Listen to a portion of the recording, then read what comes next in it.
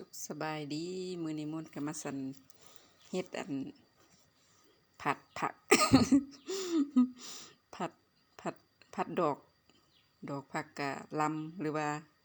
มอกกะลี่บ่จักเอิ้นถูกบ่ถูกเนาะชื่อเพิ่นกะ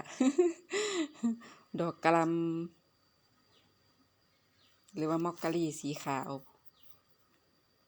เตรียมผัดสิเอาไปวัดเอาไปเพลทุกวันศุกร์ทุกวันศุกร์จะต้องได้ไปเพลตอนแรกพัดไปพร้อมแล้วพากไปพร้อมเลยดิพากไปได้ประมาณ 2-3 นาทีนี่ล่ะข้างบ้านเปิดเพลงตึมขึ้นเสียงบักดังเลยก็เลยจำเป็นต้องได้มาปิดเสียงพากใหม่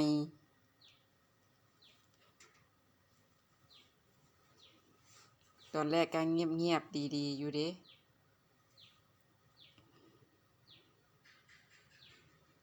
อยู่ดีๆมาเปิดตุ้มขึ้นตอนเฮากำลังอัดคลิปนี่ก็เลย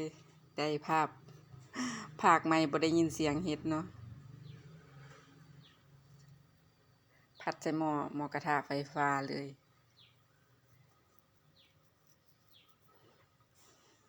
แบบง่ายๆสะดวกสบาย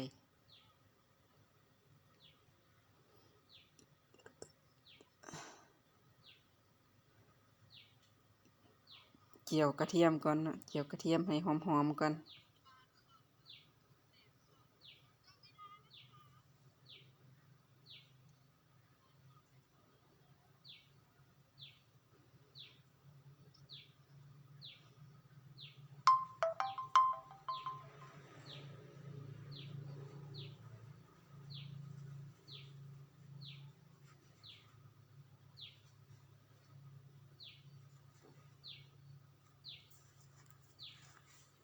อากาศก็ร้อนแต่ร้อนว่ะแต่ว่าขนาดเมื่อคืนนี่ฝนตกเด้คันดังไฟนี่แฮงสิร้อน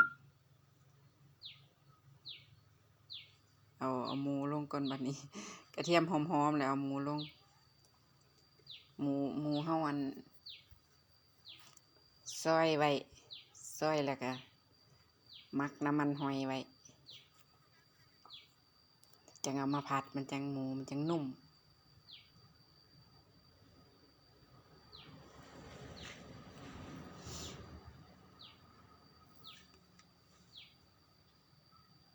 หมูพอมาดไก่สิสุกแล้วก็เฮาจังค่อยเตรียมเอาดอกมอกกะลี่ลงน่ะ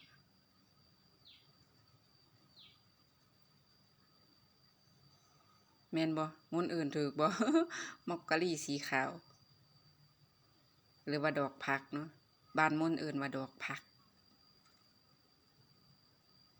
ใส่น้ำมันหอยลงไปบัดนี้เตรียมปรุงเครื่องมักใส่หมูก็มักแล้วเด้แต่ว่าเอาปรุงลงเพิ่มอีกเนาะเพื่อให้สีสันเข้ากันกับดอกผักอีกเกลือลงไป โอ้น้ำปลามันแพงเนาะ ใส่เกลือหลายๆเอาใส่เกลือกับน้ำมันหอย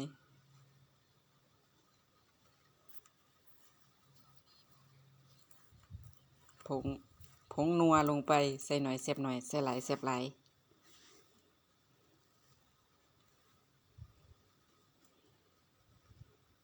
น้ำตาลลงไป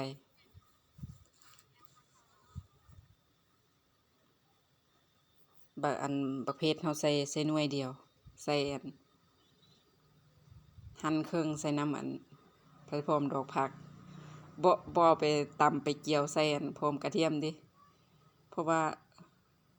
มันสิจามถ้าเอาบักเพชรไปเจียวพร้อม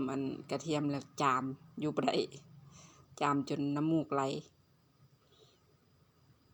ผัดกะเพรามันก็เฮ็ดแบบนั้นเด้ บักเพชรน่ะเอาไว้ลงพร้อมกันกับเนื้อพี่เด้พร้อมกับหมูพี่เด้ บ่ไปผัดพร้อมกระเทียมเด้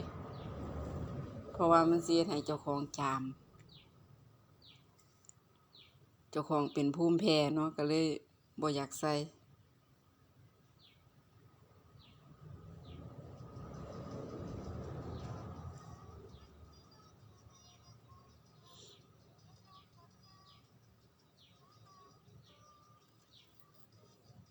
ก็เลยเอาใส่พร้อมผักพร้อมอันนั้นพี่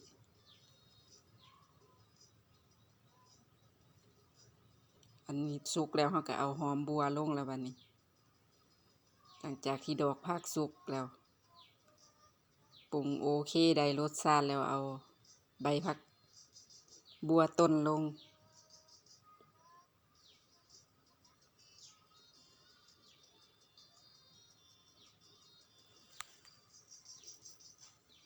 คนให้เข้ากันบัดนี้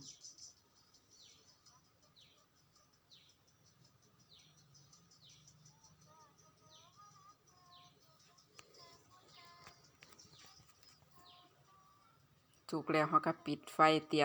ยมสิตักใส่กระปุก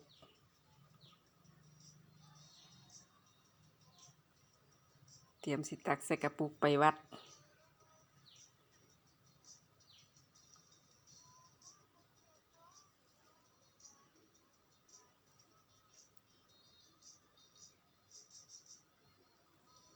กำลังไปยื้อเอากระปุกเนาะ ก็เลยสีเงียบๆ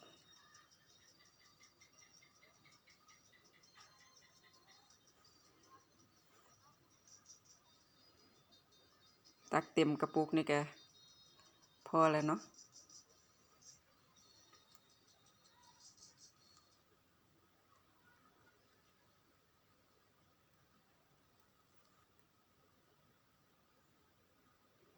บ่เบิด เต็มกระปุกก่อนบ่เบิดเคลียอยู่เคลียลงอยู่ก็เลยยาบ่เบิดก็ยา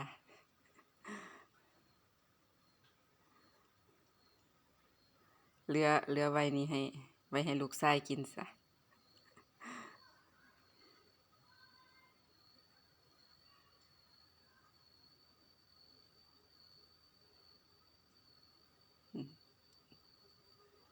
เตรียมใส่กระปุกแล้วเตรียมใส่ถุงไปวัดกันเลยบัดนี้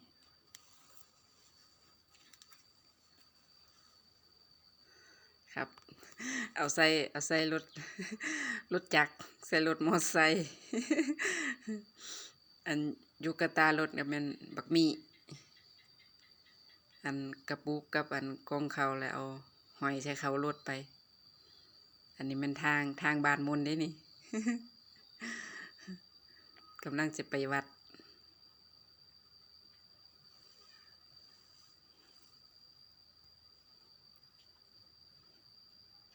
บ้านนอกฝนตกได้นี่ฝนตกเมื่อคืนนี่น้ำก็เลยเป็นว่างเป็นแองอยู่น้ำอันเข้มทางเป็นคุ้มเป็นลุมเป็นบ่อแล้วเพิ่นเอาหินเอาทรายอันนำคลองลงมาเทใส่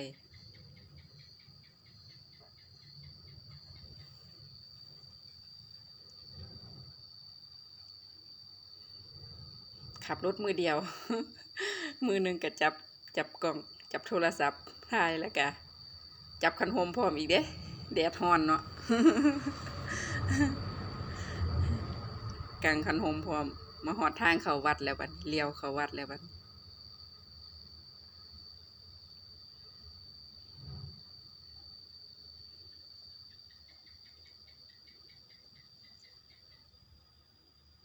บ่แม่นทางคอนกรีตเด้เป็นทางลูกรัก ทางดินแดงธรรมดา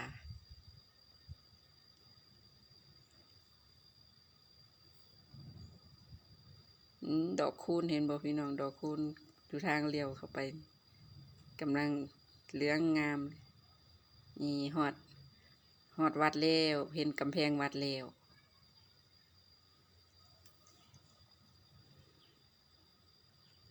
วัดก็เป็นวัดน้อยๆเนาะมีพระอัน3 องค์วัดหาก็ตั้งใหม่เพราะว่าบ้านมุ่นเป็นบ้านตั้งใหม่บ้านน้อยบ่ฮอด100 หลังคาส่ำเด้ คลิปนี้ก็ไว้ซ้ำนี้ก่อนเด้อขอบคุณสำหรับทานผู้ชมเด้อให้ได้บุญแห่งๆปังๆนำกันเด้อ